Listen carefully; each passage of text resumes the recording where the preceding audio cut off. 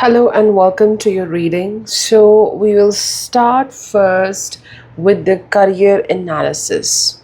Over here on the screen, we have your charts, and side by side, I will also be looking into your questions. So, let's get started. So, first of all, a career in diplomacy, a career related to foreign service. Is it suitable or not? It's certainly suitable for you.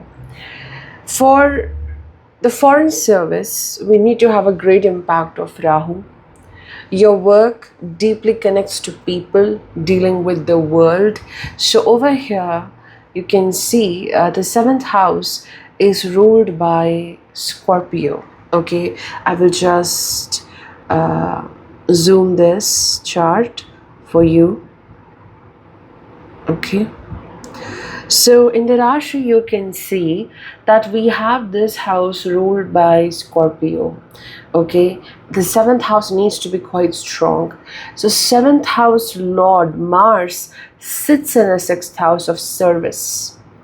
So, this is something very strong with respect to diplomatic work and more of a government work, which is act of service to people, to mankind, to the public, right?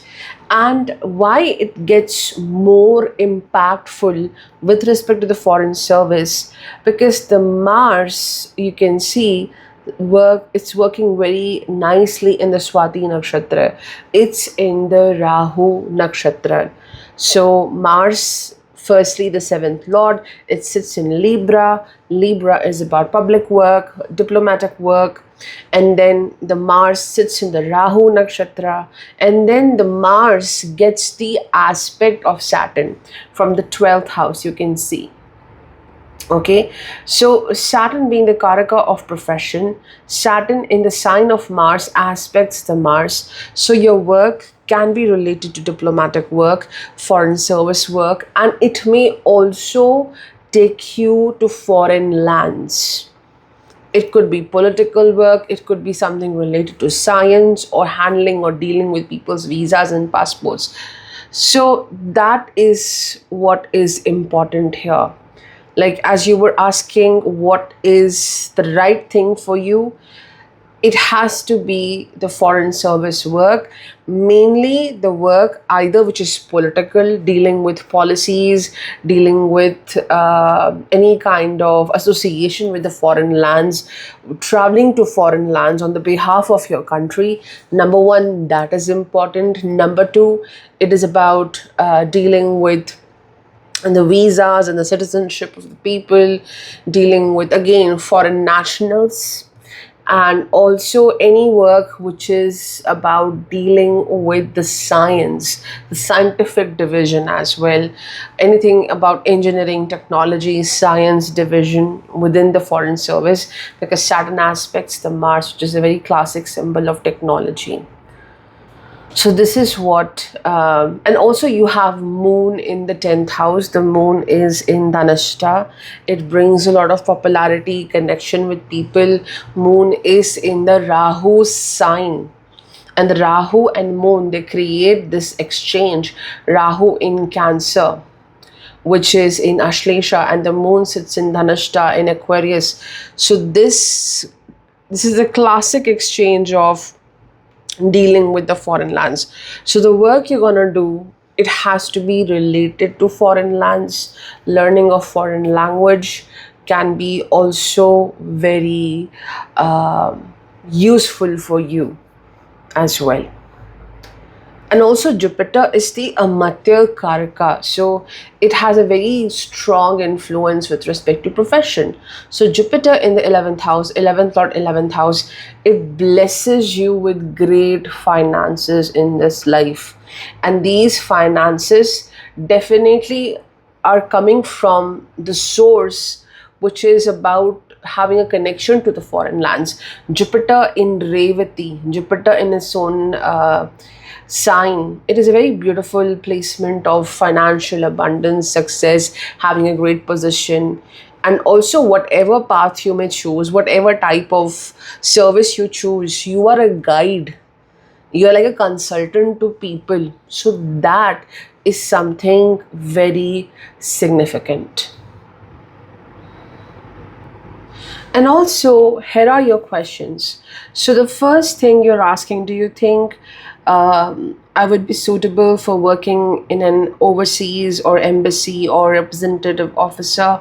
Certainly, you are suitable to work in the overseas embassy. The moon, the Mars, the Jupiter makes you. Do you have the chance of passing this exam in the first attempt? Let's see. So we are looking into the dasha you're going through that can help us to understand. So you are in the period of Jupiter itself, Jupiter, and it is the Antardasha of right now Mercury. In the Mercury period, there are not like strong chances of clearing this exam.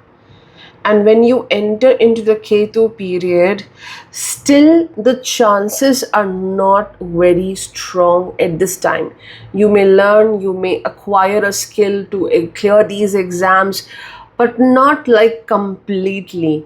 The maximum chances, yes, if the first attempt is happening in the Venus Antardasha, which is from October 2027 to June 2030, if the first attempt happens around this time, you will clear your exam. Venus is the sixth lord sitting in the first house. It is in the first lord, for in the first house itself. It rules over competitive examinations. So in the Venus period, if your first attempt happens around this time, you will clear this exam. Not very suitable. The Ketu period is not very suitable right now till October 2027. And also with respect to the transits, there's something major which will happen in the first Saturn return. So the first Saturn return happens when the Saturn will be here over natal Saturn. Okay, so this happens after 3rd June 2027. The Saturn reaches here. So at this time, it will look at Mars, it will look at the house of Venus. So at this time, when you are in the Venus Antardasha also, you will get that success, you will clear that exam, and you will attain a very powerful position. Now let's look into your other questions. So the next question is, if I do get accepted, what would be my strengths and possible challenges I might face in this field? See, firstly, I have gone through these sections. You can do very well in the political section. You can do very well in the counselor section as well. Admin is also something suitable, but the first two are excellent for you, or you might go into the science and technology division. So firstly, if you get accepted, what are your strengths? Let's see what is your strength and what kind of challenges you may witness. So if you see this, what is your true strength? Mars, Saturn in opposition. Your strength is your ability to make decisions under pressure. Your strength is to understand the policies, especially the foreign policies. Saturn, to be specific, it's in Ashwini. Ashwini has a lot to do with people's well-being, anything protective about them. Ashwini is about taking very swift, quick decisions, and your ability to take actions under pressure is amazing. Your ability to understand the rules and regulations, how to apply the information, how to apply the rules and regulations, it is absolutely outstanding. So your strength is your executive ability, your diplomatic abilities to work under pressure, to work under a very challenging atmosphere. That is your best talent. Okay, the challenge which you may face could be a lot of competition can be there with the colleagues, with the people around you. The Mars shows opposition. Sometimes the challenge could also be that you have to represent something about your country. It could be like going into foreign lands, and then of course a lot of treaties and different things happen. So sometimes the opponent, the person from the foreign lands you may meet, the people are like maybe very aggressive. They may have very aggressive way of dealing with you. So sometimes you may face that passive aggressive nature of people, because with the Saturn's aspect you may meet people who are great leaders, great diplomats, professionals from different countries, but their way of working is very defensive and passive aggressive. So that is the challenge. You face the heat with people. But certainly, the Saturn aspect shows working with foreign nationals is going to happen. And Jupiter in Revati literally talks about traveling to foreign lands or even staying there for a certain period and representing your country may happen, because Jupiter is also with the Sun. So that is certainly going to happen. Then the next question which you have asked me is, which department or type of diplomatic work suits you best, which we have already discussed. Then, if this path is not suitable for me, what kind of career should I pursue instead? Ideally, something stable financially. So, what other paths are suitable for you? Just let's quickly look into Navamsha. The Saturn sitting in the seventh house perfectly showing representing your country, your home to the foreign nations. It kind of helps you a lot in the foreign diplomacy. If not, what else? You can start with any work which connects to a very strong communication. It could be guiding other people. Like Saturn, if you see, it sits in Ashwini and in the Pada of Cancer. So it shows something which is about either trade, business, sales, a work. Also, as you said, you want to be a drama teacher. The Saturn supports you. It's like emotions. Emotions needs to be released. Saturn sits with Mercury. It is about showing up in front of the world, some kind of art, some kind of creativity. A financially stable path for you is either you get into trade or business or selling something to the people like medicine, something which is used commonly by people, because moon is in the Libra Navamsha. So trade, finances, these like trading or a business is something which gives you great finances. Jupiter, if you see in the house of income, it's 11th or in the 11th house. Even teaching other people, guiding other people, that is also a great job. And you have the gift of creativity which comes from Venus. Venus gives you artistic talents, creativity, great expression. It's in Kritika, so you can also gain a lot of financial abundance from a creative work. As you said, you want to be a drama teacher, that can also give you success. Venus and the moon, they both are feminine planets, being in the Kendras.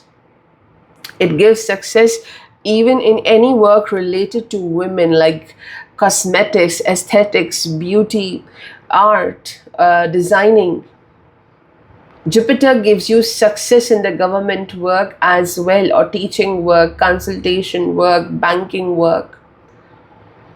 But your Jupiter surely shows you may travel a lot, and never worry about finances. Whatever path you may choose, you will financially flourish, because Venus and Jupiter are the karakas of wealth and they promise great wealth in your life.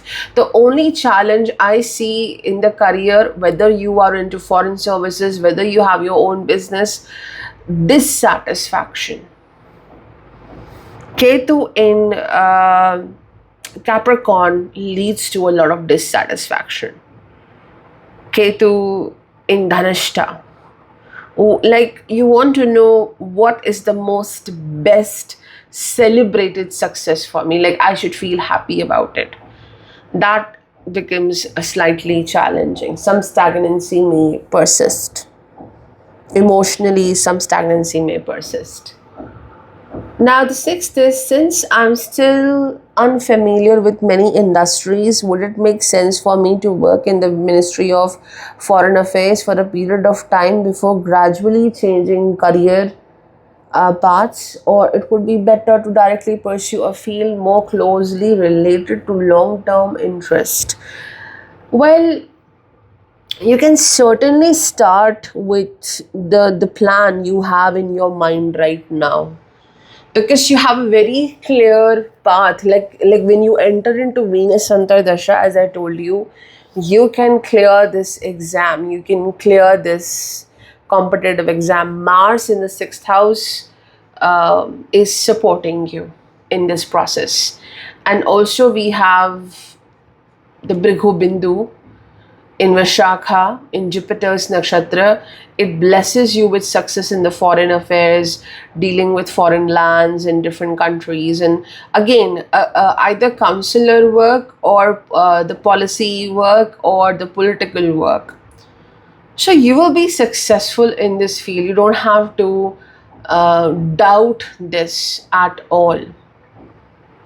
So you don't have to worry much, think a lot about it. You can initiate your path with this, and with how you move forward with this opportunity, you will find different paths. You will find different opportunities and paths, and you can later on choose your career, what aligns with you. And also, if you see, the Saturn is the Karaka of career in the 12th house. So in this life, certainly at one point, you will switch your career. Saturn is going to change your path in the career.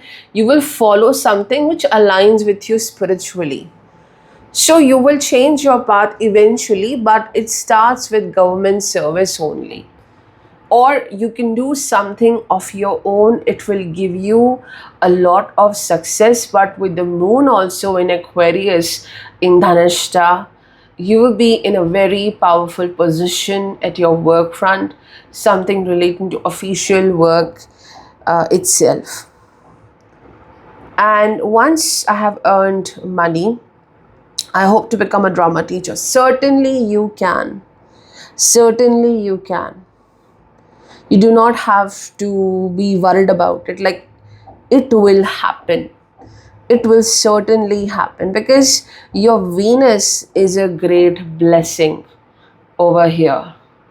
And the Venus is with Rahu in the Navamsha, which gives you that capacity to work in the drama. The moon in Libra, and this is ruled by Venus. Venus here, it gives you a lot of success in the drama, theater, art.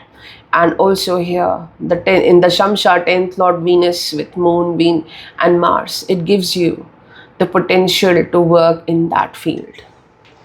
And the Saturn shows the start of career is certainly through diplomacy. Diplomacy or becoming a public servant, it's certainly going to happen for you. So very strong chances of clearing the exam and getting into the diplomatic work for sure. Let's see the other questions. Okay, now let's look into the questions with respect to marriage. So I have gone through the summary, don't worry. The questions are: I don't want children. Will this make it harder for me to find a partner? Can I truly find a good partner? Darakaraka Mercury is debilitated and combust. Does that mean my future partner, is destined to be overly serious? So let's start with I don't want children. First question. Okay. So, what represents marriage in your chart? Firstly, what represents marriage in your chart is the Mars. Okay, the Mars being the seventh lord, and the seventh lord sits in the sixth house. It is retrograde. Okay, it is the first reason why there is a lot of doubts with respect to marriage. Am I the right fit for marriage? Like, even I want, is that the right thing for me or not? Like, will I be able to have a sustained stable connection? The Mars delays the event of marriage. Okay, and there's one more thing. Mercury is the Darakaraka, yes, debilitated, but it also rules the second house of family. The family dynamics, as you have mentioned, the parents' marriage, it deeply influences your hopes and fears regarding marriage. The Mercury shows that. And also, Mars in the sixth house shows that the household, there have been challenges within the household in which you have been raised. So, you don't want those things to be repeated. Okay, so there are challenges in marriage, to be honest. There is one thing very favorable, that the Venus aspects the seventh house. It's the protector of marriage, though it's in Kritika. It kind of helps the marriage, helps the connection. But the seventh Lord Mars here becomes a challenge. All right. So this delays it. Fine. Or it, what happens with it? Either it's delayed, or either the marriage does not sustain for a very long time.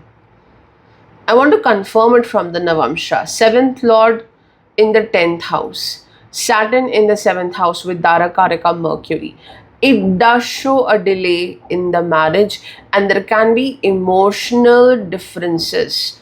The partner can be emotionally a bit detached in the connection. Okay, and if you see here, the Mercury also rules over the house of romance. Okay, you can see here. The Mercury rules the house of romance, that is the fifth house.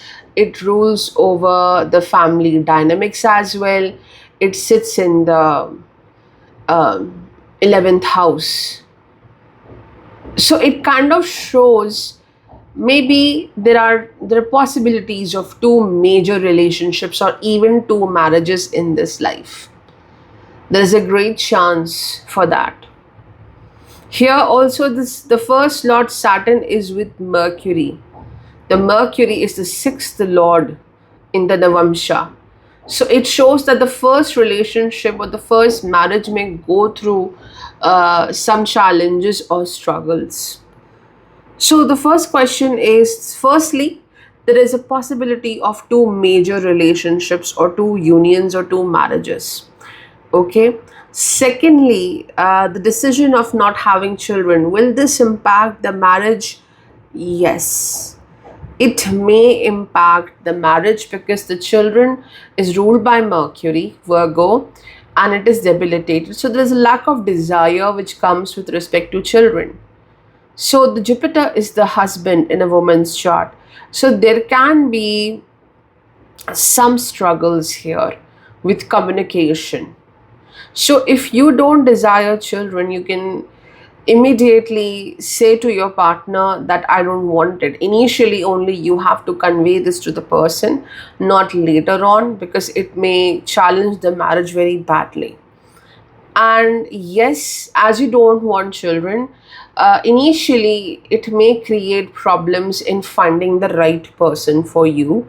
But the beautiful part is, since the Jupiter Mercury, they are in Pisces, where Jupiter is in a very high sign and it creates a niche bhang, it certainly shows you will meet someone who will be okay with your decision.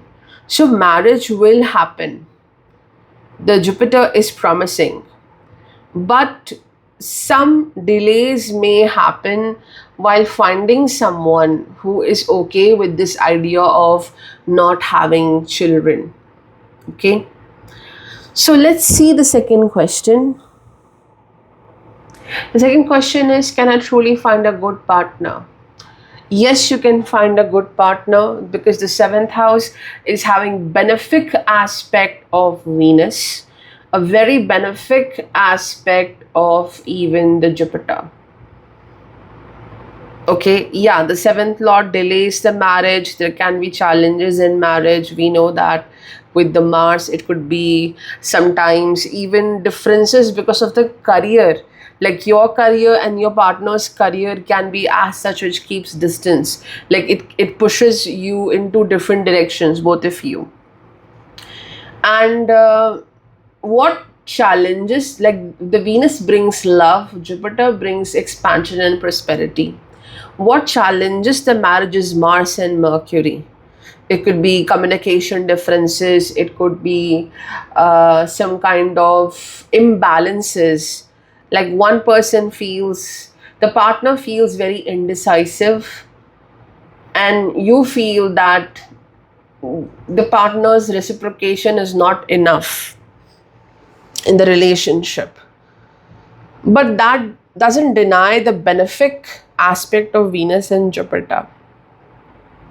So you will be able to find someone who is good, who is right, but it may take a lot of time in this life to have that settled relationship. Like right now, if you see the dasha, you are in the Jupiter Mahadasha. Jupiter rules the 11th house. Very strong possibility of marriage may happen. You can find someone significant in the Venus Antardasha 2027 to 2030, or you will find someone very significant in the period of Mars 2032 to 2033 can be a very strong period of marriage and union. Sun and moon may bring someone, but that is not a very strong period of marriage. Okay, so there is possibility of meeting someone significant either in the Venus or in the Mars. Potential of marriage lies in these two antardashas. Okay, you will find someone good, but that stability in marriage happens in mid 30s, not before that. And the next question is, how is the Dharakaraka influencing your marriage? Does that mean my future partner is destined to be overly serious or emotionally difficult to communicate with? See, the Mercury, as I already told you, is with Jupiter. So this person is not someone who is overly confused. Like Jupiter brings joy in the marriage. This person is very wise, highly learned. This person have a lot of knowledge about world and life, very high on wisdom. But what Mercury shows is difference of opinions. Your opinions will not align with this person's opinions. What you desire sometimes may not align with what this person uh, desires. This person is not someone who is serious or may not understand exactly what you are saying. But there can be struggles with desires since it sits in the 11th house. What do you dream about life? What this person dreams about life? There can be differences. That is how the Mercury is going to show up its negative impact on marriage. Differences in what you plan, the vision for life. And yes, sometimes it can also lead to arguments. It may sometimes lead to misunderstandings as well. And also someone who may be slightly younger than you, maybe equal in age, or someone who is younger than you. You may marry someone like that. And so Mercury is not, like you're saying, how is your Mercury? It's not so great, but Jupiter beautifully balances that, so you don't have to worry about it. And then the next question is, how would you describe my future partner? What would my life look like if I do not choose to marry? See, your future partner is someone who is a teacher. Either this person is a teacher, a consultant, someone working in the government. This person is a guide. This person wants to live life to the fullest and wants a lot of beautiful experiences with you or the partner. This person is going to be highly successful, good looking, powerful in the position in which he works, in the career as well, but someone who is also easily disappointed because of the Mercury's debilitation. And also, this person is represented by Mars in the sixth house, which is retrograde and it is in Libra. This person sometimes exhibit power, like uh, I must control this situation, I must control the perspective, I must control everything. So there is a controlling nature this person carries. With the Venus in the first house, this is you. Venus in Taurus, this is you. This is your perspective in marriage. It's in Kritika. You want to create something beautiful. You want to nurture a relationship beautifully. You are someone who stabilizes the relationship. But this person is highly emotional or emotionally volatile. And the first instinct is to control the situation, which you don't like. So this person is highly educated, powerful in their career, have authority, but that authority shows up in personal connections as well. If you see in the Navamsha, the Saturn and Mercury occupies the seventh house of marriage. This person is successful. This person is mature, but being in Cancer, the emotional maturity, the emotional bonding in the relationship goes through phases. This person sometimes is not emotionally open or sometimes emotionally understanding. This relationship will take time to mature and grow if you allow time in this relationship.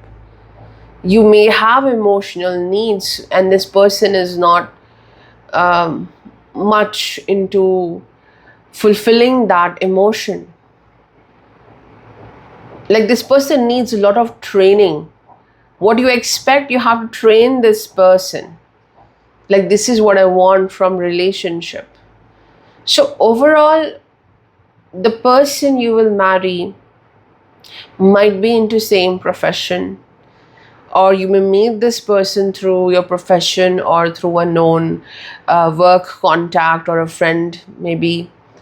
And this person is like you only, very successful, maybe younger or equal in age, but someone who carries authority.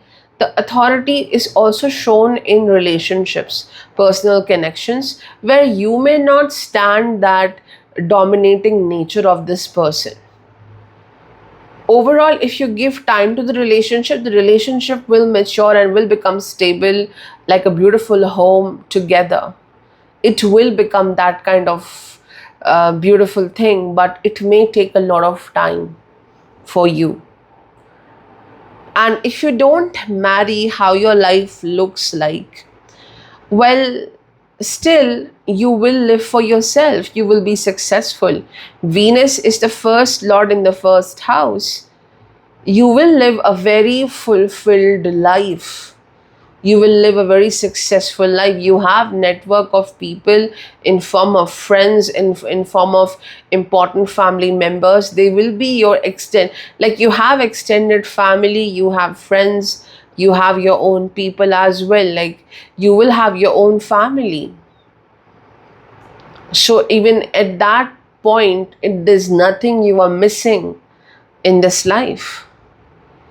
In fact, if you have a partner, sometimes life may feel difficult because of the influence of Mars and the debilitated Mercury.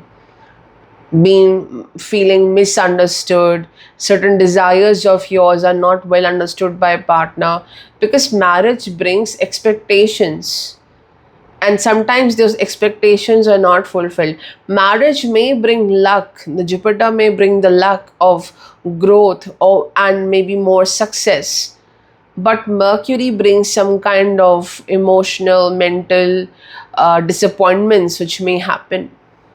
So even if you don't marry, your path is great. Sometimes you may feel lonely because Saturn is in the 12th house. Saturn's 12th house, loneliness is as such where you have to work on that thing. Like, no one can fulfill that void. The best friend, the best partner, the best parents, no one can fill that void which Saturn creates in the 12th house. It is you who have to fulfill this void by investing into things which you truly love in life, like spending time with those things which you love. It could be art, it could be creativity, it could be travel, it could be anything which you truly love. Investing time into those things will really make you happy. So sometimes the loneliness may happen, but it may also happen in someone's presence, partner's presence as well. So you have to take care of your self. That is very important with the Saturn. So these are my answers to your question. And Saturn, yes, Saturn is deeply influencing your life, especially when Saturn sits in the 12th house. It deeply influences one's life because this is a subconscious. This house is everything, like from 1st to 11. These houses are greatly managed by thinking, your subconscious patterns, and that subconscious pattern is ruled by Saturn. It is in Aries, debilitated. So, whatever you start in life, whatever aspect of life, the start is always the hardest. That is the pattern of Saturn. So, if initially you feel afraid of starting something, then you cannot achieve that. You have to remove the fear of the initiation of anything in life. And there are prospects of marriage. Marriage may happen, but it may take some time. Either it's delayed, like in the mid 30s, or if it happens early, there is a possibility of separation or divorce, because the Mars creates that possibility of separation. And you must do certain remedies related to Ketu, because Ketu creates dissatisfaction. You want a certain rhythm of life, you want a certain order in life, thing like how things should happen. Ketu kind of dearranges everything. So worship to Lord Ganesha is important. Going to a Ganesha temple or chanting Ganesha Ashtakam, and also keep a black tourmaline crystal with yourself.